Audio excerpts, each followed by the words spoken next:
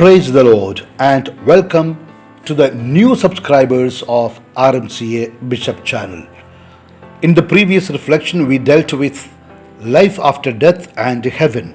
Today, we are going to reflect on mutual love and mutual fund.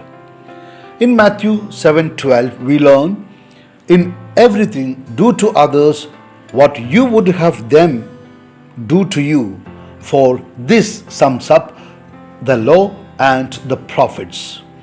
Let us begin this reflection by praying for all the souls in the purgatory. This is a very strong prayer. This prayer, along with reflection on Word of God, is a powerful means of getting blessings. I am saying this from my own recent experiences. During this prayer, you may also remember the departed souls of your family. Let us begin. In the name of the Father, and of the Son, and of the Holy Spirit. Amen.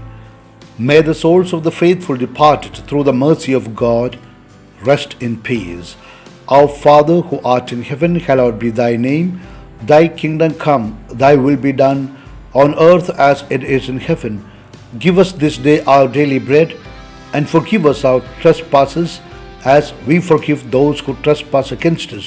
And lead us not into temptation, but deliver us from evil. Hail Mary, full of grace, the Lord is with thee. Blessed art thou amongst women, and blessed is the fruit of thy womb, Jesus. Holy Mary, Mother of God, pray for us sinners, now and at the hour of our death. Amen.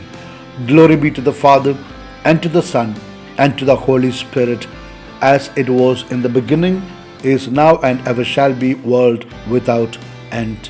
Amen. My dear, thanks for praying for the unknown souls in the purgatory. Now, it is often called the golden rule. As God's children, we are to obey this. The Word of God says, "Do unto others what you expect them to do to you." Which means if you expect a love from them, first you love them. If you expect others to respect you, then you need to respect them first. Then you will get in return. That's why in the scripture it is called golden rule. In Leviticus chapter 19 verse 18 it is written, "Do not seek revenge or bear a grudge against one of your people, but love your neighbor as yourself." Because revenge belongs to God. He is the one who is supposed to set things right.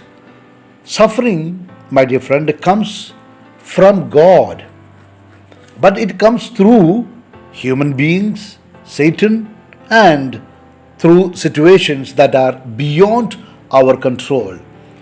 If we concentrate, if we focus through whom the suffering comes, then we are lost. So please don't focus through whom or through what situation or how the suffering comes. Don't focus there. Focus on the reality that suffering comes from God. Then He will give you the strength to face it, to bear it, to undergo it and solve it. No suffering is forever.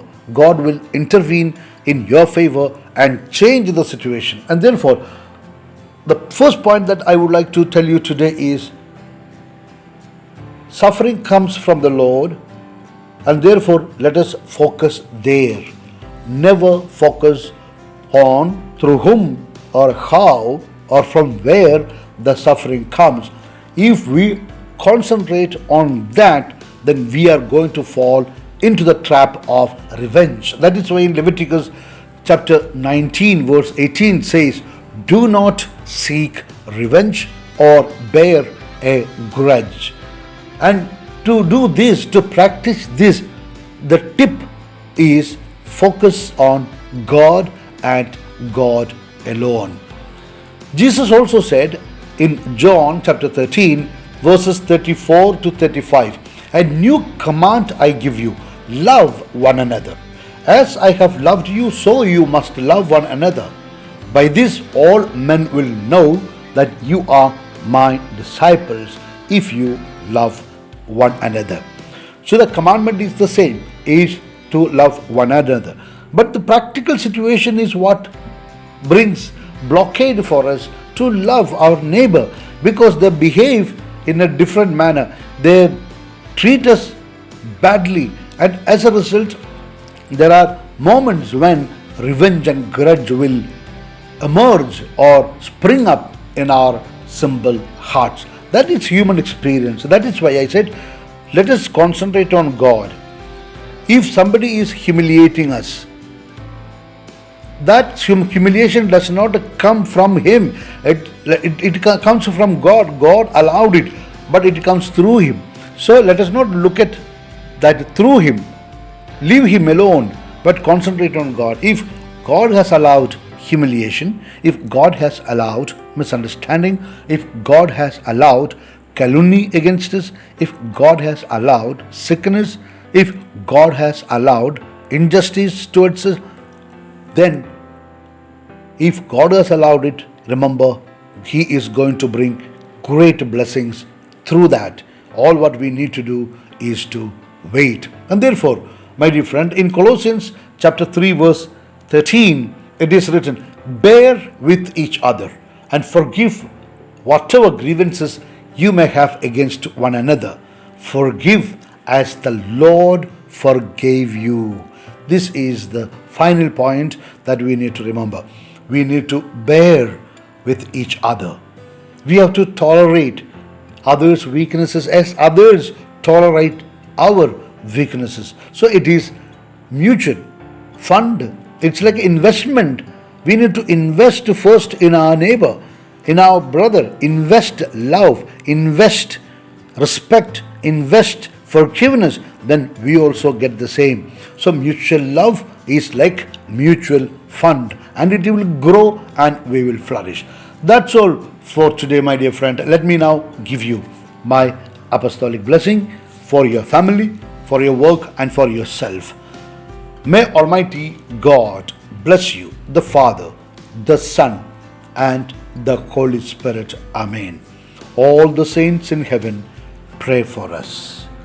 Today, my dear friend, you are going to receive one blessing through the intercession of all the saints in heaven, especially of those whom you prayed, for whom you prayed and when they were in purgatory, but now they are in heaven, and they are going to intercede for you because they are beneficiaries of your prayer. God has chosen you to pray for the souls in purgatory and reflect on the Word of God. That is the combination that brings God's grace. Make it a daily experience. My dear friend, a special thanks for finding time to listen this talk now. Wish you all good things in life in the mission of the church, Bishop Franco Mullakkad.